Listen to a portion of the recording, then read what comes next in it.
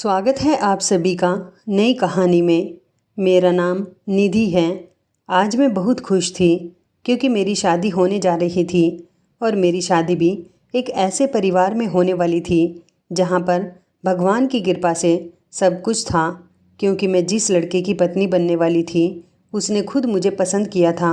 मैं कोई ऐसी वैसी लड़की नहीं थी, मगर जिस लड़के से मेरी शादी हो रही थी उसका दिल मुझ पर आ गया था। वो मुझे पसंद करने लगा था।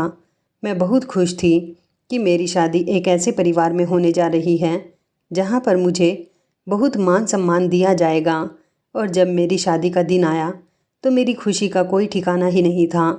आखिरकार मुझे भी तो उस लड़के से प्यार हो गया था जिसने मेरे लिए अपने घर वालों को मनाया था और इतने सारे लोगों के साथ बारात लेकर मेरे घर आया था। शादी होने के बाद विदा होकर जब मैं अपने ससुराल गई तो ससुराल जाते ही मेरी तबीयत बिगड़ने लगी। मेरा पति मुझसे बातचीत करने की कोशिश कर रहा था, मगर ना जाने क्यों मुझे उस समय अपने पति से कोई बात करना अच्छा नहीं लग रहा था। कहने को मेरी शादी की पहली रात थी और शादी की पहली रात हर लड़की के लिए बहुत स्पेशल होती है, लेकिन मेरे साथ तो शादी की पहली रात कुछ ऐसा हुआ था जिसे सुनकर आपके होश उड़ जाएंगे। क्योंकि मैं अपने पति से बातें करते करते ही बेहोश हो गई थी और जब मुझे होश आया तो मुझे पता चला कि मैं एक मिडिल क्लास फैमिली में रहने वाली लड़की हूँ। मेरे माता पिता इस दुनिया में नहीं हैं क्योंकि मैं अनाथ थी, इसलिए मुझे मेरी मासी ने पाल पोस कर बड़ा किया था। उन्होंने मेरी परवरिश भी अच्छे तरीके से की थी। उन्होंने मुझ में और अपनी बेटियों में कभी भेदभाव नहीं किया था, लेकिन वो मेरी सगी मासी नहीं थी क्योंकि मुझे तो अपनी माँ के बारे में भी नहीं पता था कि मेरी माँ कौन थी। मासी भी एक माँ की तरह ही होती है और मासी ने मुझे वैसे भी अपनी बेटी की तरह पाला था। जब मैं 8 साल की हुई तो मासी ने मुझे बताया था कि मैं उनकी बेटी नहीं हूँ। हालांकि उनकी पहले से ही 3 बेटियाँ थीं और 2 बेटे थे। मैं उन्हें अस्पताल में मिली थी। मासी पहले नर्स की नौकरी किया करती थी। जिस अस्पताल में वो नौकरी करती थी वहाँ पर एक शादीशुदा कपल आया था जिसमें औरत गर्भवती थी और डॉक्टर को उसकी डिलीवरी करनी थी। वो आदमी अपनी पत्नी को एडमिट करने के बाद कहने लगा कि मैं अपने परिवार वालों को बुला कर लाता हूँ, मगर ना जाने वो इंसान कौन था। उसकी पत्नी ने एक मासूम सी बच्ची को जन्म दिया था जो मैं थी। उसने अपनी पत्नी को एडमिट करवा दिया। अस्पताल में उसके इलाज के खर्चे के लिए सारे पैसे भी भर दिए, मगर अपनी पत्नी और अपनी बेटी को छोड़कर वो ना जाने कहाँ चला गया था। उसने अस्पताल की फ़ाइल में जब अपनी सारी इन्फॉर्मेशन लिखवाई थी तो उसने अपना कॉन्टैक्ट नंबर नहीं लिखवाया था और ना ही उसमें उसका कोई एड्रेस मौजूद था। बस जल्दबाजी में काउंटर पर पैसे जमा करने के बाद उसने अपनी पत्नी को एडमिट करवाया और डॉक्टर से कहा कि मैं अपने परिवार वालों को लेकर आता हूँ, आप मेरी पत्नी का ख्याल रखना। मगर वो अस्पताल से ऐसा गया कि कभी वापस ही नहीं आया। न जाने वो इंसान कौन था। वो अपनी पत्नी को सता रहा था या फिर खुद वक्त का सताया हुआ था। उसकी कहानी के बारे में मासी को या किसी को भी किसी बारे में कुछ पता नहीं चल सका। उसको तो ये भी नहीं पता था कि उसके जाने के बाद उसकी पत्नी ने बेटी को जन्म दिया। डॉक्टर ने जब बच्ची की नाल काटने के बाद नर्स की गोद में बच्ची दे दी, वो नर्स कोई और नहीं, वो मेरी मासी थी। मासी बच्ची को गोद में लेकर बाहर काफ़ी देर तक बच्ची के पिता को आवाज़ लगाती रही क्योंकि उसके नाम के अलावा अस्पताल में कोई भी उस बारे में कुछ नहीं जानता था। बच्ची ऑपरेशन से पैदा हुई थी, इसलिए माँ बेहोशी की हालत में थी। उससे इस समय कुछ भी पूछा नहीं जा सकता था। बच्ची मासी की गोद में बहुत देर तक रही। उन्होंने सारे अस्पताल में उस आदमी को ढूंढ लिया, मगर वो आदमी कहीं नहीं मिला था। इंतज़ार होने लगा कि कब इस बच्ची की माँ होश में आए और उससे उसके पति के बारे में पूछा जा सके, क्योंकि उस औरत के अलावा अस्पताल में उसका कोई भी मौजूद नहीं था। वो बेचारी अकेले ही इस बच्ची को पैदा करने के बाद ज़िंदगी और मौत की जंग लड़ रही थी।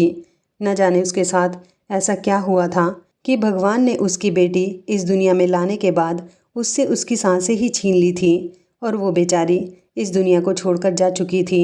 ये हादसा सब लोगों के लिए बहुत ही हैरान कर देने वाला था कि एक अनजान पति पत्नी अस्पताल में आते हैं। पति अपनी पत्नी को एडमिट करवाने के बाद उसे छोड़कर चला जाता है और पत्नी बेटी को जन्म देने के बाद इस दुनिया से ही चली जाती है। ये एक अनजान लड़की की कहानी है और वो थी मैं, जिसके बारे में कुछ पता ही नहीं चल सका कि मेरे पिता कौन थे और मेरी माँ कौन थी। आखिर उनकी क्या मजबूरी रही थी कि वो दोनों इस अस्पताल में आने के बाद अपनी बेटी को दुनिया के हवाले छोड़कर चले गए। अस्पताल वाले काफ़ी समय तक परेशान रहे थे। सारे सोच विचार करने के बाद अस्पताल में यही बात हुई कि ये बच्ची नर्मदा के हवाले कर दी जाए, वही उसकी परवरिश करेगी। नर्मदा वही औरत थी जिसे लोग अस्पताल की नर्स कह रहे थे और मैं जब बड़ी हुई तो मैंने उन्हें देखकर अपने मुंह से निकलने वाला पहला शब्द मासी कहा था। तब से ही मैं उन्हें मासी कहती हूँ। मासी के पास पहले से ही 2 बेटियाँ मौजूद थी। एक बेटी 5 साल की थी तो दूसरी 3 साल की थी और फिर तीसरी मैं उनकी ज़िंदगी में शामिल हो गई थी क्योंकि अस्पताल वालों ने उनसे कहा था कि तुम इसे अपने साथ अपने घर ले जाओ और इसकी परवरिश करो। मासी मेरी परवरिश करने से घबराई थी क्योंकि वो खुद एक मामूली सी नर्स थी और जैसे तैसे अपने घर का गुजारा करती थी। उनका पति तो हरामखोर था, कोई काम नहीं करता था, बस हमेशा शराब और जुए में ही पैसे उड़ाया करता था। मासी ने कहा था कि इस बच्ची को किसी ऐसे माता पिता के हवाले कर देते हैं जो बे औलाद हो, जिन्हें बच्चे की ज़रूरत हो। अस्पताल के स्टाफ और डॉक्टर ने मासी को समझाया कि अगर बच्ची का पिता इसे लेने आ गया तो हम उसे क्या जवाब देंगे। उसकी बेटी गायब करने या फिर किसी दूसरे कपल को देने से इस बच्ची का पिता हम पर केस भी कर सकता है, इसलिए तुम इसे अपने साथ ले जाओ। अगर इसका पिता आ जाता है तो हम उसकी बेटी को उसे वापस कर देंगे। मासी के लिए तो अपना गुजारा करना ही बड़ा मुश्किल हो रहा था। अब अस्पताल वालों ने एक यह बच्ची भी थमा दी थी जो कि बहुत मासूम थी और बचपन से ही देखने में बहुत ज़्यादा खूबसूरत थी। अस्पताल वालों ने उसे तसल्ली दी थी और कहा था कि तुम अगर इस बच्ची की जिम्मेदारी लेती हो तो अस्पताल तुम्हारी सैलरी डबल करता है, क्योंकि यह अस्पताल बहुत बड़ा था। बहुत दूर दूर से लोग यहाँ पर इलाज करवाने के लिए आते थे और इस अस्पताल में हर तरह के डॉक्टर बैठते थे। अस्पताल के डॉक्टर्स ने भी कहा था कि तुम इसे अपने साथ ले जाओ, इसका जो भी खर्च होगा हम तुम्हें हर महीने दिया करेंगे। तुम इसे अपनी सैलरी समझ लेना और तुम्हें यहाँ नौकरी करने आने की भी ज़रूरत नहीं है। इससे ज़्यादा हम तुम्हारे लिए कुछ नहीं कर सकते। मासी के लिए यही बहुत था कि अस्पताल वाले उन्हें बिना नौकरी किए ही सारी ज़िंदगी इस बच्ची की वजह से उसकी सैलरी देने के लिए तैयार थे और फिर सैलरी भी डबल हो गई थी। मासी के लिए इससे अच्छी बात और क्या हो सकती थी, इसलिए उन्होंने इस बच्ची की परवरिश करने की जिम्मेदारी खुद ले ली और फिर इस तरह मासी मुझे अपने घर लेकर आ गई थी। जब मैं 1 साल की हुई तो मासी की एक और बेटी हुई थी। मासी को उनका पति बस यही बात कहता था कि हमारे घर में बेटियों की कमी थी क्या, जो तुम इसे भी लेकर आ गई हो, और तो और तुमने एक और बेटी को जन्म दे दिया। इस तरह से हमारे पास 4-4 बेटियां हो गई। मासी जैसे तैसे अपनी चारों बेटियों की परवरिश कर रही थी, मगर साथ ही साथ उसके दिल में बेटे की ख्वाहिश भी रहती थी। और फिर भगवान ने उसे 2 साल बाद एक बेटा दिया और फिर 1 साल बाद एक बेटा और दे दिया। इस तरह मासी के पास 6 बच्चे हो गए थे। मासी का सबसे छोटा बेटा जब 2 साल का हुआ तो मासी का पति उन्हें इस दुनिया से छोड़कर चला गया था, क्योंकि वो शराब बहुत ज़्यादा पीता था, इसलिए उसकी दोनों किडनियाँ खराब हो चुकी थी। मासी को वैसे भी अपने पति से कोई दिली लगाव नहीं था, वो तो बस अपने पति की सुहागन थी। वैसे भी उनका पति कोई कामकाज तो करता नहीं था। मेरी परवरिश का खर्चा अस्पताल वालों ने काफ़ी समय तक मासी को दिया था और जब मैं बड़ी हुई तो मासी की दोनों बेटियां, जो मुझसे पहले ही बड़ी थी, वो भी अच्छी खासी जवान हो गई। तो अस्पताल वालों ने मेरे हिस्से का खर्चा देना मासी को बंद कर दिया था। उनका कहना था कि अब बच्ची काफ़ी बड़ी हो गई है, वो चाहे तो कोई नौकरी भी कर सकती है। मेरी पूरी कहानी मासी ने मुझे बचपन में ही बता दी थी। उन्होंने मुझसे कुछ भी नहीं छुपाया था। हालांकि मैं उनकी अपनी बेटी नहीं थी, लेकिन फिर भी उन्होंने कभी अपने बच्चों के सामने मेरे साथ भेदभाव नहीं किया था। उन्होंने जिस स्कूल में एडमिशन अपने बच्चों का करवाया हुआ था उस स्कूल में ही मैं भी जाती थी। जो खाना वो अपने बच्चों को दिया करती थी वही मुझे भी देती थी। हाँ, बस फ़र्क इतना था कि मासी ने मुझे घर के कामों में ज़्यादा डाल दिया था। उनकी दोनों बेटियां जो मुझसे बड़ी थी वो घर का कोई काम नहीं करती थी, उन्हें सिर्फ अपनी पढ़ाई से मतलब होता था। जबकि मुझे पढ़ाई करने के साथ साथ घर के कामकाज भी करने होते थे। 3 छोटे बहन भाई अभी काफ़ी छोटे थे। ज़िंदगी बहुत अच्छी गुजर रही थी। धीरे धीरे हम सब जवान हो गए। मासी की बड़ी बेटी ने टीचिंग करना शुरू कर दी थी, जबकि छोटी बेटी ने भी कुछ समय बाद उसी स्कूल में टीचिंग करना शुरू कर दी। इसी तरह दोनों बेटियां पैसा कमा कर ला रही थी और घर का गुजारा हो रहा था, जबकि तीनों छोटे बच्चे अभी पढ़ाई कर रहे थे। मासी की दोनों बड़ी बेटियां नीलम और श्वेता मासी से कहती थी कि निधि को भी किसी नौकरी पर डाल दो, लेकिन मासी कहती थी कि अगर मैंने इसे नौकरी पर डाल दिया तो घर का कामकाज कौन करेगा। इस उम्र में मुझसे तो घर के काम नहीं होते। मैं भी खुशी खुशी मासी से कहती थी कि मासी, तुमने सारी ज़िंदगी मेरे लिए बहुत कुछ किया है, मैं भी चाहती हूँ कि मैं भी कोई नौकरी करूँ। मासी कहने लगी कि नहीं नहीं, तू घर में रह, तुझे नौकरी करने की ज़रूरत नहीं है। घर में रहकर मेरी सेवा कर, यही तेरी जिम्मेदारी है, और अपने छोटे भाई बहन का ख्याल रख। मैंने हमेशा मासी के हर फैसले का मान रखा था। मैं उनका बहुत कहना मानती थी। मासी ने हमेशा माँ बनकर मेरी परवरिश जो की थी, इसलिए मैं उन्हें अपनी माँ समान मानती थी और उनके बच्चों को मैंने अपने बहन भाई समझा था। जिंदगी इसी तरह से एक सीधी राह पर चल गई थी। मासी अब बीमार रहने लगी थी, इसलिए ज़्यादा समय घर में ही रहकर गुजारती थी। जब मैं घर में रहते हुए घर का सारा काम करती, सारे भाई बहन का भी बहुत ख्याल रखती थी। वो दोनों बहनें जॉब पर जाती थी तो घर आने के बाद वो बहुत थक जाती थी। काफ़ी देर तक मैं उन दोनों की टांगें दबाया करती थी। मुझे उनकी टांगें दबाने में या उनको कोई भी काम करने में कोई ऐतराज़ नहीं होता था। लोग कहते थे कि मैं बहुत खूबसूरत हूँ, जबकि मेरी मासी की तीनों ही बेटियाँ एक मामूली सी शक्ल की थी। मासी अब अपनी बड़ी बेटी की शादी कर देना चाहती थी, इसलिए उन्होंने अपनी बेटी के लिए रिश्ता तलाश करना शुरू किया। फिर एक दिन उनकी बेटी के लिए अच्छा रिश्ता मिल ही गया था। लड़के वाले गरीब थे, मगर इज्जतदार लोग थे। मेहनत की कमाई से अपना गुजारा किया करते थे।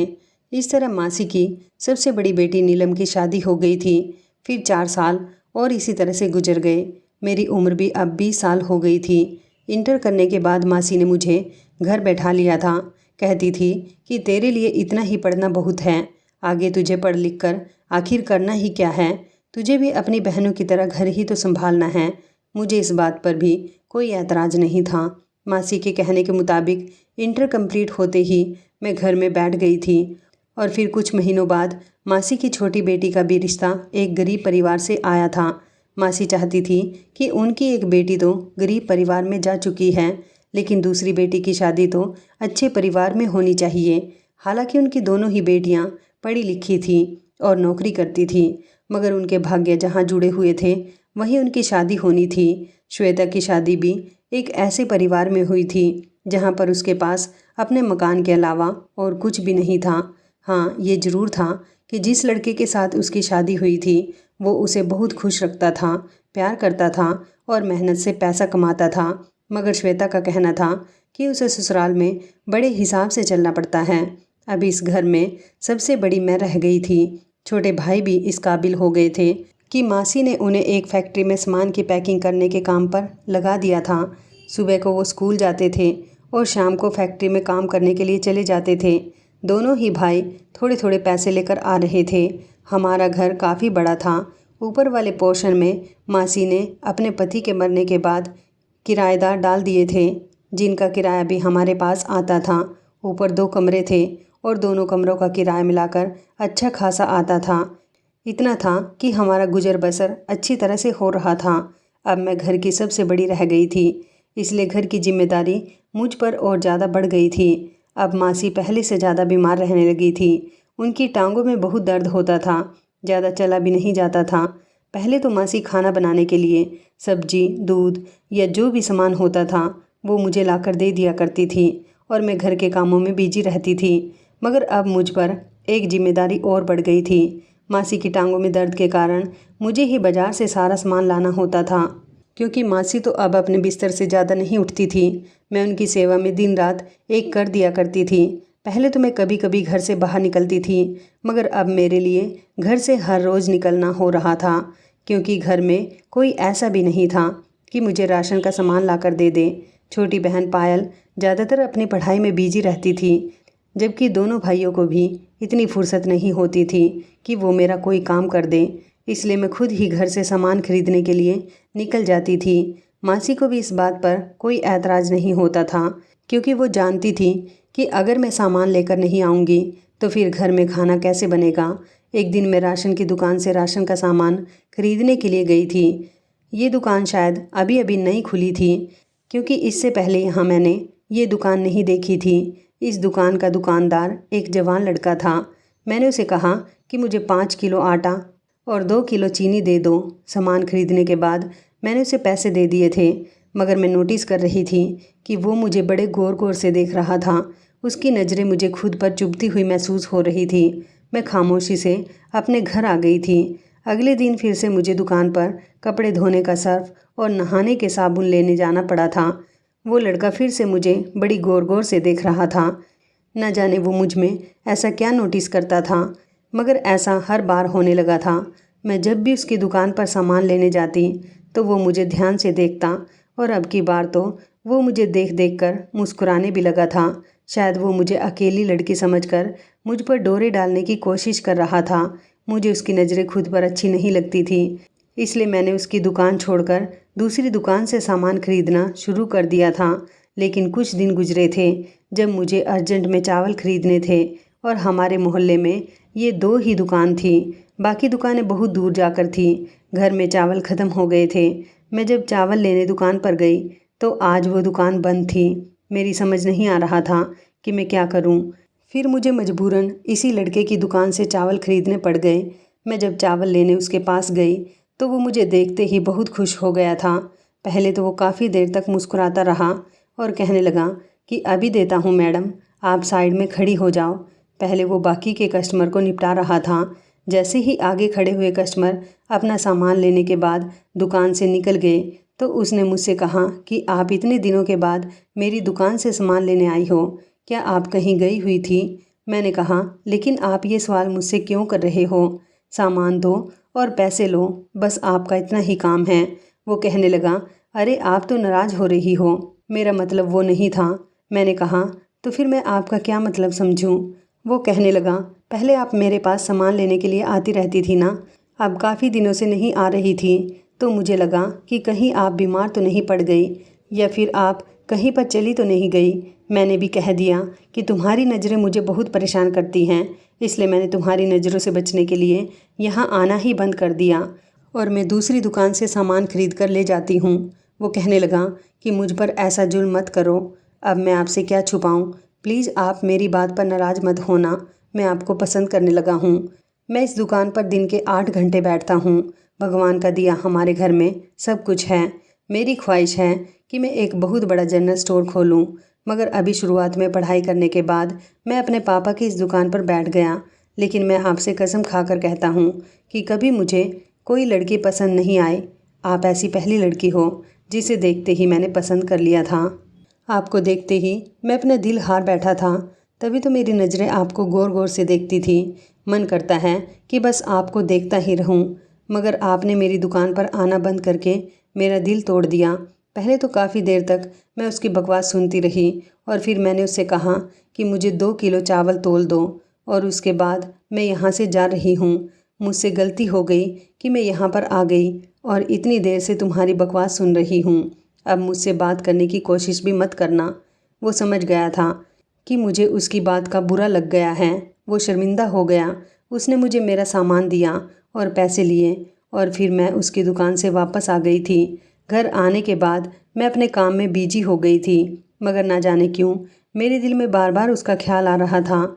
ऐसा लग रहा था कि कहीं ना कहीं उसकी बातें सच्ची थी, मगर मैं ऐसे किसी लड़के पर भरोसा तो नहीं कर सकती थी। वो लड़का देखने में बहुत अच्छा था और शरीफ फैमिली का भी लगता था। कुछ दिन और इसी तरह से गुजर गए। मैं खूबसूरत थी, इसलिए घर बैठे ही मेरे रिश्ते आने लगे थे। मेरे रिश्ते आते तो मासी साफ इनकार कर देती थी, जबकि अपनी बेटियों के रिश्ते उन्होंने जल्द जल्द कर दिए थे, और उनकी शादी करने के बाद उन्हें उनके घर का भी कर दिया था। मुझे भी शादी करने का ना तो अभी शौक़ था और ना ही किसी बात की जल्दी थी। लेकिन जो लोग हमारे घर मेरा रिश्ता लेकर आते थे वो मासी से यही कहते थे कि तुमने अपनी बेटियों की शादी इतनी जल्दी कर दी है, ये तुम्हारी अपनी सगी बेटी नहीं है, इसलिए तुम इसकी शादी में समय लगा रही हो। मगर याद रखना कि हर लड़की की शादी की एक उम्र होती है। निधि बहुत खूबसूरत है और उसकी अभी रिश्ते आने की ही उम्र चल रही है। रिश्ते की उम्र जब हाथ से निकल जाती है तो रिश्ते लगने में बड़ी दिक्कत होती है। मासी लोगों की बातों से बहुत तंग आ गई थी। उनका कहना था कि निधि, तुझे भी लगता होगा कि मैं तेरी शादी नहीं कर रही, लेकिन मुझे हमेशा अपने परिवार की चिंता लगी रहती है। तूने मेरे और मेरे परिवार के लिए बहुत कुछ किया है। अगर तू चली गई तो हमारा क्या होगा? तू घर के सारे कामकाज करती है और उसके साथ साथ किराएदारों का हिसाब किताब भी रखती है। मुझे तो कुछ पता ही नहीं रहता। मैंने कहा, मासी आप परेशान मत हो, मैं आपको छोड़कर कहीं नहीं जाऊंगी। मेरा ऐसा कहने पर मासी खुश हो जाती थी। एक दिन घर में हंगामा हो गया था क्योंकि नीलम अपने पति के साथ हमारे घर पर आ गई थी और उसका कहना था कि वो अपने ससुराल में अब नहीं रहेगी। मासी ने पूछा कि आखिर ससुराल में ऐसा भी क्या हो गया, तो वह कहने लगी कि ससुराल में मुझे और मेरे पति को कोई इज्जत नहीं दी जाती, इसलिए मैं और मेरा पति घर छोड़कर आ गए। अब हम आपके साथ रहेंगे। ये बात सुनकर मेरी मासी के होश उड़ गए थे।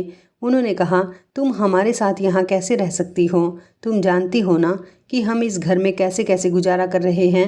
नीलम कहने लगी, घर तो काफ़ी बड़ा है मगर आपने किराएदारों के हवाले कर रखा है। मैं चाहती हूँ कि आप किराएदार निकाल दो और ऊपर वाला पोर्शन मुझे दे दो।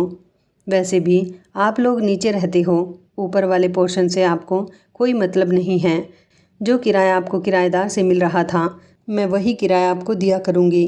अपनी बेटी की बात सुनकर मासी एक पल के लिए खामोश तो हो गई थी, मगर फिर वो अपनी बेटी को इनकार नहीं कर सकी और फिर उन्होंने पुराने किराएदार को निकाल दिया और इस तरह ऊपर वाले पोर्शन में नीलम और उसका पति शिफ्ट हो गए।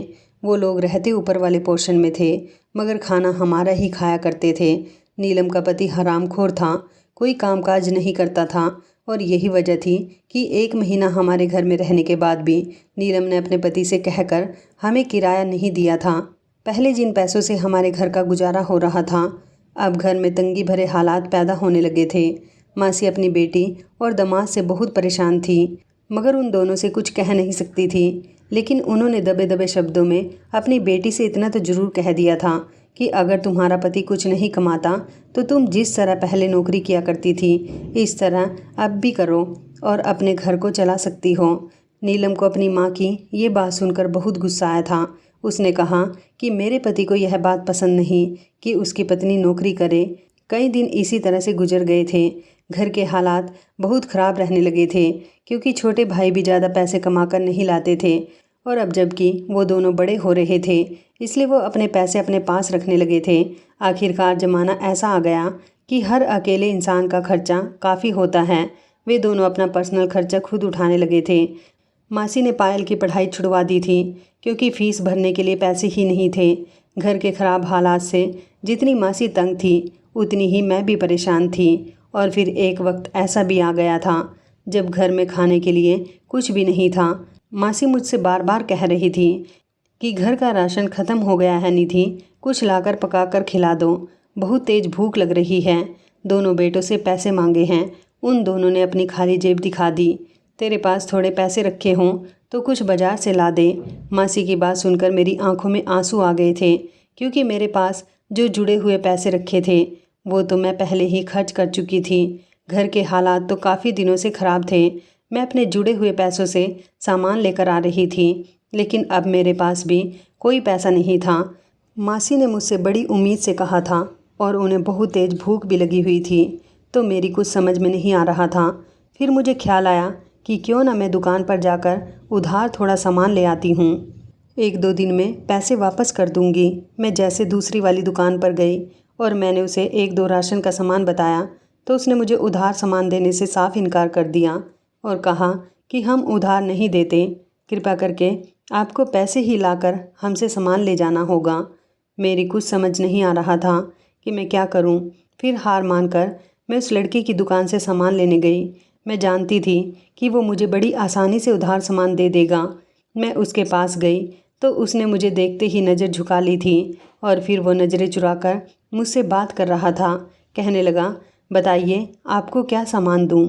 मैंने कहा कि मुझे राशन का थोड़ा सा सामान चाहिए, लेकिन मेरे पास पैसे नहीं हैं। मैं आपसे उधार सामान लेने के लिए आई हूँ। मुझे माफ़ करना, मैं 2-3 दिन बाद आपका उधार चुकता कर दूँगी। मैं जानती हूँ कि मैंने आपकी दुकान में सामान लेना बंद कर दिया है, मगर मुझे ये भी पता है कि मजबूरी में आप मेरी मदद कर दोगे। मेरी बात सुनकर वह चौंक गया और कहने लगा कि हाँ हाँ बिल्कुल, मैं आपको अभी सामान दे देता हूँ। बताइए आपको क्या सामान लेना है। उसने मुझे सामान पैक करके दे दिया और कहने लगा कि आपको इस सामान के पैसे देने की ज़रूरत नहीं है।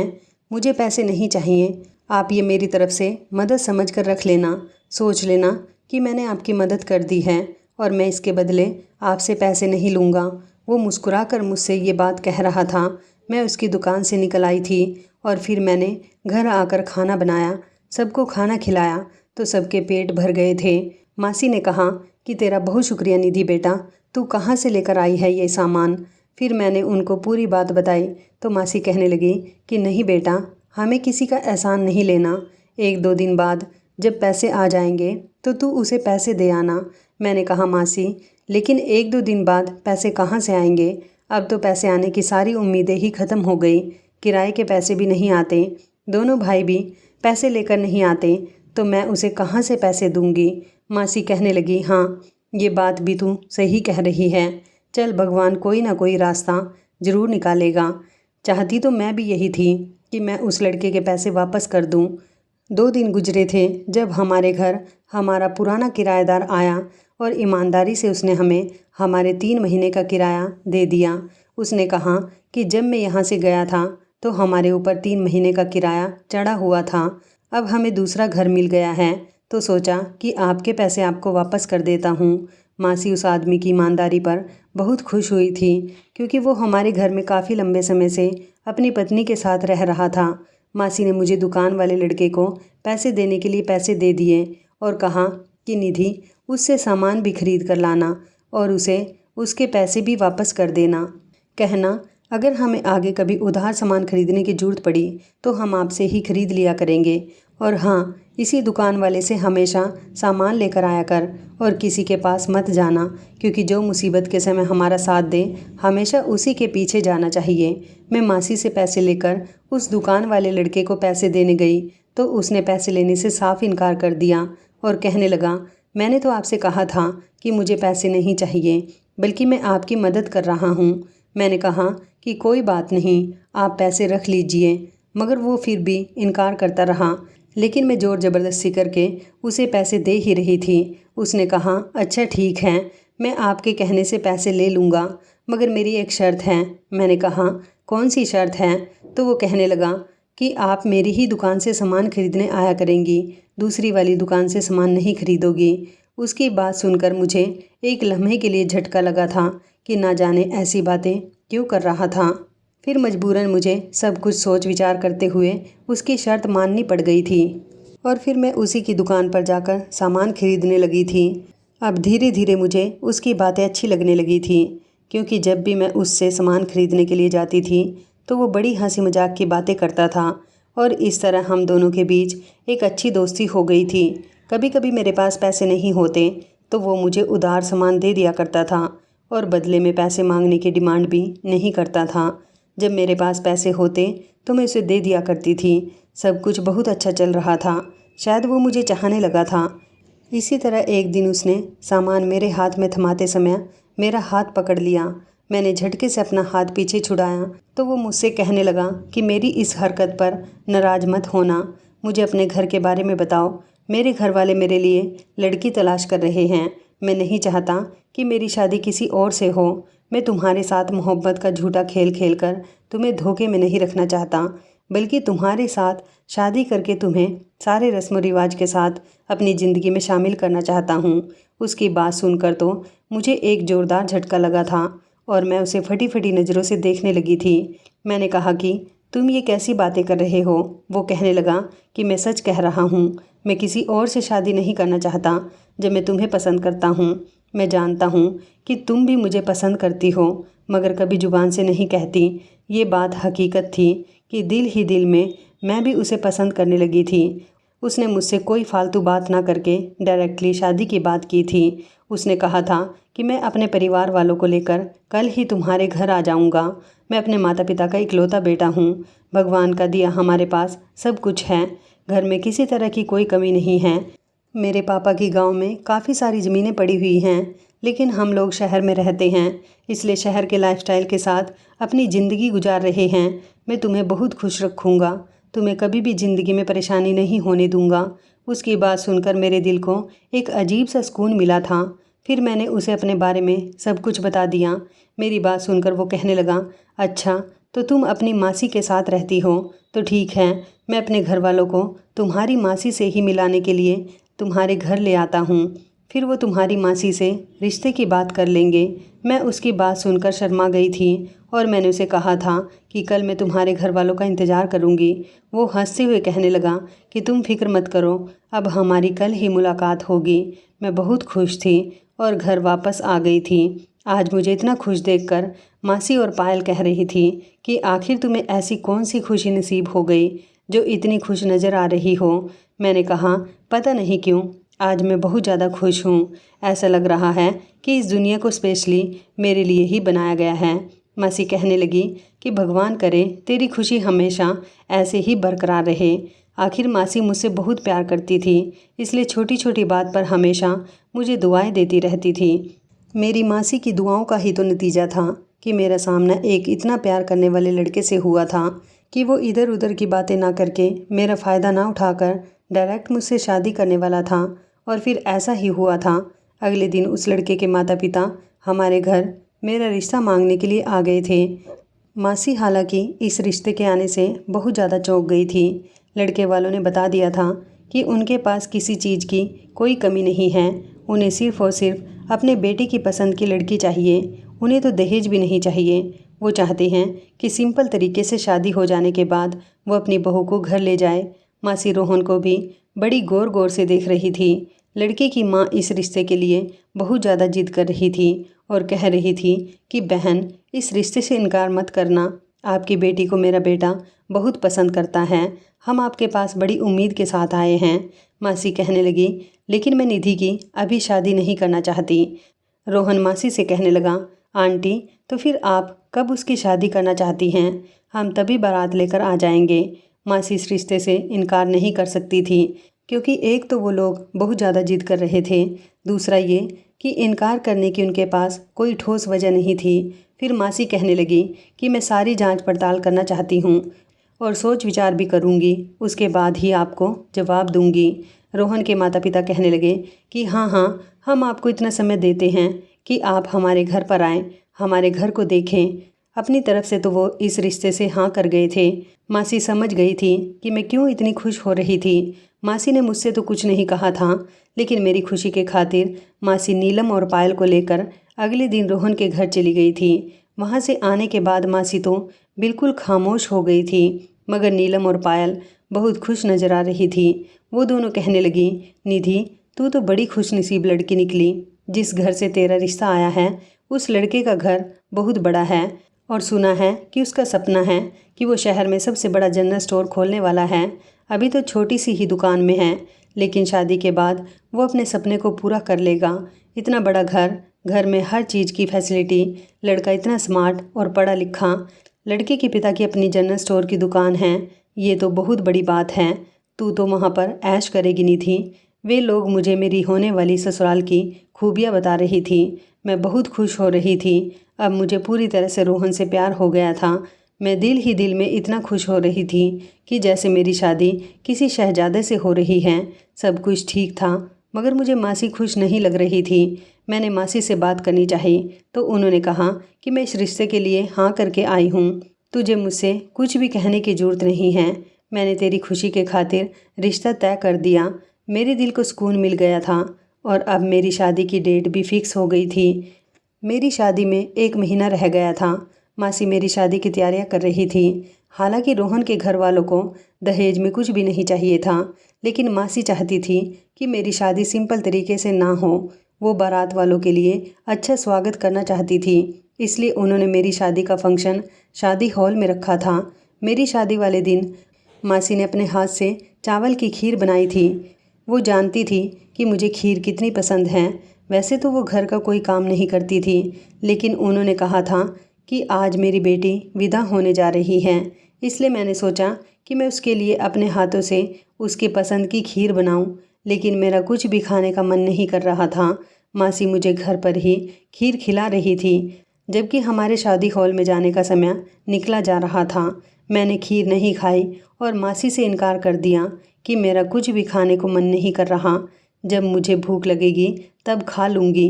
तो वो कहने लगी, अच्छा ठीक है, मैं ये अपने पर्स में रख लेती हूँ, विदाई से पहले ज़रूर खा लेना। फिर जब हम लोग शादी हॉल चले गए तो मैं खीर वाली बात को पूरी तरह से भूल गई थी। मेरी शादी की सारी रस्में हो चुकी थी, अब सिर्फ मेरी विदाई होनी रह गई थी। मासी ने मुझे कमरे से चलने के लिए कहा। कहने लगी, अभी हम थोड़ी देर बाद विदाई की रस्म करेंगे। वो ज़बरदस्ती मुझे कमरे के अंदर ले गई और कहने लगी कि मैंने तेरे लिए इतने प्यार से खीर बनाई है और तू इस खीर को नहीं खा रही। मैंने कहा, मासी मेरा मन होता तो मैं ज़रूर खा लेती।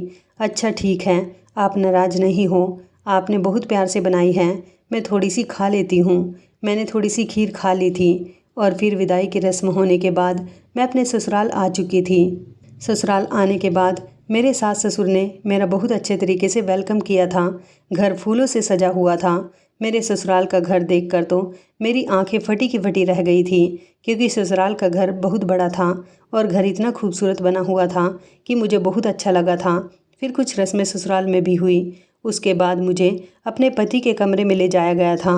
मैं दुल्हन बनी अपने पति के कमरे में आने का इंतज़ार कर रही थी। मैं अभी बैठी हुई थी कि अचानक मेरा दिल घबराने लगा। ऐसा लगा जैसे मुझे बहुत तेज़ उल्टी आ रही है। लेकिन मैंने तो आज सुबह से कुछ खाया भी नहीं था। मेरी तबीयत बिगड़ने लगी। मुझे सब कुछ घूमता हुआ नज़र आने लगा। थोड़ी ही देर गुजरी थी कि मेरा पति कमरे के अंदर आया और मुझसे प्यार भरी बातें करने लगा। उसने मुझे मुंह दिखाई दी, लेकिन ना जाने क्यों मेरा दिल बहुत घबरा रहा था। मुझे कुछ भी अच्छा नहीं लग रहा था। वो नोटिस कर रहा था कि मैं कुछ अनकंफर्टेबल हूँ। वो बार बार मुझसे पूछ रहा था कि तुम्हें क्या हो रहा है, लेकिन मेरा जी मचल रहा था और मन कर रहा था कि मैं उल्टी कर दूँ, मगर मैं उससे कोई बात नहीं कर रही थी। अचानक मुझे उल्टी आनी शुरू हो गई। मेरे मुंह से झाग निकलने लगे और थोड़ी देर के बाद मैं बेहोश हो गई। उसके बाद मुझे पता ही नहीं चला कि मैं कहाँ पर हूँ। शायद मुझे काफ़ी लंबे समय बाद होश आया था। जैसे ही आँख खुली तो मैंने देखा कि मैं अस्पताल में मौजूद हूँ और मेरे पास कोई भी मौजूद नहीं है, सिर्फ एक नर्स खड़ी थी। नर्स ने मुझे जैसे ही होश में आते हुए देखा तो वो डॉक्टर को बुलाकर ले आई और डॉक्टर ने मेरा चेकअप किया। डॉक्टर कहने लगे कि आपके परिवार वाले बाहर आपका इंतज़ार कर रहे हैं, लेकिन इससे पहले पुलिस वाले आपका बयान लेना चाहते हैं। मैं पुलिस का नाम सुनकर चौंक गई। 2 पुलिस वाले कमरे के अंदर आए और मेरा बयान लेने लगे। कहने लगे कि आपको जहर दिया गया था। क्या आप बता सकती हैं कि आपको जहर किसने दिया था? लोग आपके पति पर शक कर रहे हैं कि उसके ससुराल वाले या फिर आपके पति ने आपको मारने की साजिश की थी। आपको जहर दिया गया था ताकि आप इस दुनिया से चली जाएं। मैं पुलिस वालों की बातें सुनकर चौंक गई थी। पुलिस वालों को डॉक्टर ने ही बुलाया था। जब डॉक्टर को पता चला कि मुझे जहर देकर मारने की कोशिश की गई है, इसलिए उन्होंने इसका पुलिस केस बना दिया और पुलिस यहाँ इन्वेस्टिगेशन करने के लिए आ गई। पुलिस की ये बात सुनकर मेरे होश उड़ गए थे कि मुझे जहर दिया गया था, मगर मुझे जहर कौन दे सकता था? मैंने अपने दिमाग पर जोर डालकर याद करने की कोशिश की तो मेरे होश उड़ गए थे, क्योंकि शादी वाले दिन आखिरी समय पर मैंने वो खीर खाई थी जो मुझे मासी ने खिलाई थी। इसका मतलब ये था कि मासी ने मुझे मारने की कोशिश की थी। मैंने पुलिस इंस्पेक्टर से कहा कि मुझे किसी ने मारने की कोशिश नहीं की, मुझे कुछ याद नहीं आया, आप लोग मुझे अकेला छोड़ दीजिए, मैं अपनी गवाही में कुछ नहीं कहना चाहती। पुलिस वालों ने कहा कि अगर आपको किसी पर शक है तो आप मुझे बता सकती हैं। मैंने कहा कि मुझे किसी पर शक नहीं है, आप लोग मेरे केस को प्लीज़ बंद कर दीजिए। पुलिस वाले मेरी बात सुनकर वहाँ से जा चुके थे और फिर धीरे धीरे मैं रिकवर होने लगी थी। मेरे घर वाले मेरे पास कमरे में आए। सबको देखकर मैं बहुत खुश हुई थी। मासी मेरे सास ससुर से लड़ रही थी, कह रही थी कि तुमने और तुम्हारे बेटे ने शादी की रात हमारी बेटी को मारने की कोशिश की, भगवान की कृपा से हमारी बेटी बच गई। रोहन कहने लगा कि नहीं नहीं निधि, मैं ऐसा कुछ नहीं कर सकता। तुम मुझे अच्छी तरह से जानती हो ना। तुम्हारे साथ तो मेरी ज़्यादा बात भी नहीं हुई थी और तुम बेहोश हो गई। फिर मेरी सास मासी से बहस करने लगी और कहने लगी, हम इतने शौक़ से अपनी बहू को अपने घर लेकर आए थे, तो फिर उसे जहर देकर मारने की कोशिश क्यों करेंगे। वो सब लोग आपस में बहस कर रहे थे। जब मैंने कहा कि शांत हो जाइए आप लोग, मैं जानती हूँ कि मुझे जहर किसने दिया है, मेरी बात सुनकर सब लोग खामोश हो गए थे और मासी भी मुझे बड़ी गौर से देख रही थी। मैंने मासी से कहा, मासी, सारी ज़िंदगी आपने मेरी परवरिश की, मेरी परवरिश में कोई कमी नहीं छोड़ी, तो फिर आपने मुझे खीर में जहर क्यों मिला कर दिया।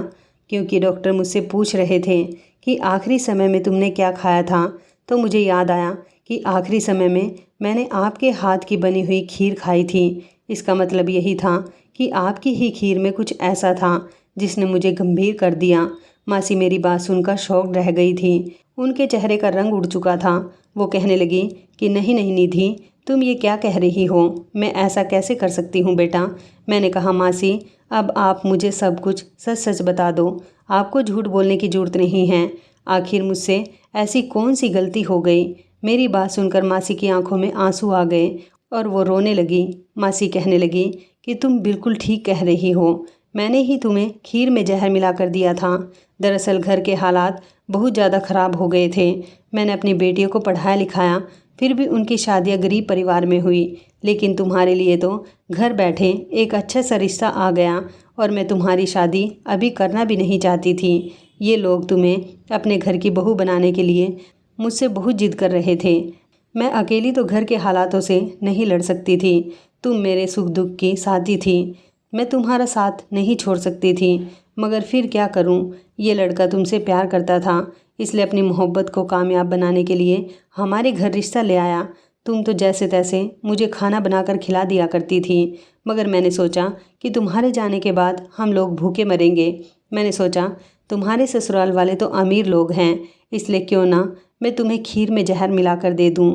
तुम शादी होने के बाद अपने ससुराल जाओ और फिर तुम्हारी मौत हो जाए तो मैं इन लोगों पर आरोप लगाऊंगी कि इन लोगों ने मेरी बेटी को मारा है और बदले में इनसे 70-80 लाख रुपए बटोर लूँगी, जिससे मेरी ज़िंदगी आने वाले समय तक के लिए आसान हो जाएगी। मैंने सोचा जब मैं इन लोगों पर आरोप लगाऊंगी तो ये लोग मजबूर होकर मुझे पैसे दे देंगे और तुम भी इस दुनिया से चली जाओगी तो किसी को सच नहीं बता पाओगी। मेरे दिल में पैसों का लालच आ गया था, मैंने इसलिए ये सब कुछ किया। लेकिन जब तुम्हें अस्पताल लाया गया तो डॉक्टर ने इस बात का पता लगा लिया कि तुम्हें जहर दिया गया था और डॉक्टर ने कहा कि ये पुलिस केस है। डॉक्टर ने ज़बरदस्ती पुलिस को बुला लिया और कहा कि नई नवेली दुल्हन को आप लोगों ने जहर देकर मारने की कोशिश की है। या तो लड़की के मायके वालों ने इसे मारा है या फिर ससुराल वालों ने। अब बात क्या है ये तो पुलिस ही पता लगाएगी। डॉक्टर ने जैसे तैसे तुम्हें बचा लिया और तुम्हें मेरे बारे में सब कुछ पता चल गया। मुझे माफ़ कर दो निधि, मैं कुछ टाइम के लिए मतलबी हो गई थी। मैंने तुम्हें मारने की कोशिश की। मैं तुमसे माफ़ी मांगती हूँ। बस भगवान से प्रार्थना करना कि मेरी आने वाली ज़िंदगी आसान गुजर जाए। अभी मेरे 3 बच्चे और हैं, उन्हें सारी ज़िंदगी तुमने पाल पोस कर बड़ा किया। कभी तुम्हारे बारे में कुछ गलत नहीं सोचा न समझा, मगर आज हालात ही ऐसे पैदा हो गए थे कि मुझे तुम्हारे साथ ऐसा कुछ करना पड़ा। मासी की बातें सुनकर मेरी आंखों में आंसू आ गए थे। मैंने कहा, मासी, आपको क्या लगता है कि मैंने अगर खुशी खुशी ये शादी की है तो मैं अपने ससुराल में आपको छोड़कर खुश रहूँगी। मैंने सोच लिया था कि मैं रोहन से कहूँगी कि वो मुझे जॉब करवा दें। मैं उसके घर को संभालने के साथ साथ जॉब भी करूँगी और जॉब के जितने भी पैसे होंगे वो आपको दिया करूँगी। मैं नहीं जानती क्या कि आपके घर में कितनी परेशानियां चल रही हैं। मासी कहने लगी कि मैं आप सब लोगों से माफ़ी मांगती हूँ। मासी ने मेरे सास ससुर और मेरे पति से भी माफ़ी मांगी थी। मासी ने कहा, तुम्हें मेरे लिए कुछ भी करने की ज़रूरत नहीं है। मेरे लिए सज़ा यही है कि मैं अकेली रहूँ, क्योंकि मैंने तुम्हें मारने की कोशिश की, अपनी इतनी प्यारी बेटी को मारने की कोशिश की जो मेरी सगी बेटियों से भी बढ़कर है मेरे लिए। कुछ दिनों बाद मैं डिस्चार्ज होकर अपने ससुराल आई। मैंने मासी की तरफ से अपने सास ससुर और अपने पति से माफ़ी मांगी थी। मेरे पति ने कहा था कि तुम्हें माफ़ी मांगने की ज़रूरत नहीं है, तुम फिक्र मत करो, मैं मासी को हर महीने पैसे भिजवाया करूँगा। इस तरह मेरे पति ने हर महीने मेरी मासी को उनके घर पैसे भिजवाए, जिससे उनका गुजारा आसानी से होने लगा। और फिर भगवान की कृपा से मेरे पति ने अपनी मेहनत और कामयाबी से शहर में अपना सबसे बड़ा जनरल स्टोर खोल लिया, जिस पर लोग सामान खरीदने आते। और इस तरह मेरे पति का नाम भी फेमस हो गया था। मेरे पति ने शहर में अपनी पहचान बना ली थी, अपने माता पिता का नाम रोशन किया था और अपने सपने को भी पूरा किया था। मैं अपने पति के साथ खुशी खुशी ज़िंदगी गुजार रही हूँ। मेरा पति जिस तरह अपने परिवार वालों को समझता है, उसी तरह मेरी ही खातिर मेरे परिवार वालों को भी समझ रहा है। मेरा पति एक बहुत अच्छा इंसान है। मैं भगवान से प्रार्थना करती हूँ, भगवान इसी तरह से मेरे पति को सलामत रखे। मैंने पुलिस वालों को सच इसलिए नहीं बताया क्योंकि मैं नहीं चाहती थी कि मेरी मासी जेल की सलाखों के पीछे जाए। सारी ज़िंदगी उन्होंने मेरे ऊपर बहुत उपकार किए थे। इतनी सी बात पर मैं उनसे मुंह नहीं फेर सकती थी ना। अब सब कुछ ठीक हो गया। इस बात को काफ़ी समय गुजर गया। मासी के दोनों बेटे जवान हो गए, जबकि मेरे पति ने पायल के लिए भी अच्छा सा रिश्ता देखकर उसकी शादी करवा दी।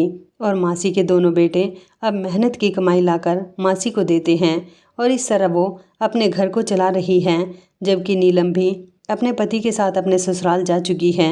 मासी ने दोबारा से ऊपर वाले पोर्शन को किराए पर दे दिया। अब मासी भी अपने घर में खुश रहती हैं और मैं भी अपने पति के साथ बहुत खुश हूँ। तो इस कहानी के बारे में आपकी क्या राय है, कमेंट करके ज़रूर बताइएगा। दोस्तों, आपको हमारी ये कहानी कैसी लगी, आप हमें कमेंट बॉक्स में ज़रूर बताएं। यदि आपके पास भी ऐसी कोई प्यारी सी कहानी है या फिर ऐसी कोई कहानी जिससे कुछ शिक्षा मिले, तो आप हमारे साथ उसको ज़रूर शेयर करें। दोस्तों, यदि आपको हमारी ये वीडियो अच्छी लगे तो आप हमारी इस वीडियो को लाइक शेयर ज़रूर करें और ऐसी ही दिल को छू लेने वाली प्रेरणादायक कहानियाँ सुनने के लिए हमारे चैनल को भी सब्सक्राइब करें। यदि आप हमें फेसबुक पर देख रहे हैं तो आप हमारे फेसबुक पेज को लाइक और फॉलो ज़रूर करें। तो दोस्तों, फिर मिलते हैं ऐसी ही ज़बरदस्त कहानी या टिप्स के साथ नई वीडियो में। तब तक के लिए धन्यवाद। आप सभी अपना ख्याल रखना। आपका दिन शुभ व मंगलमय हो।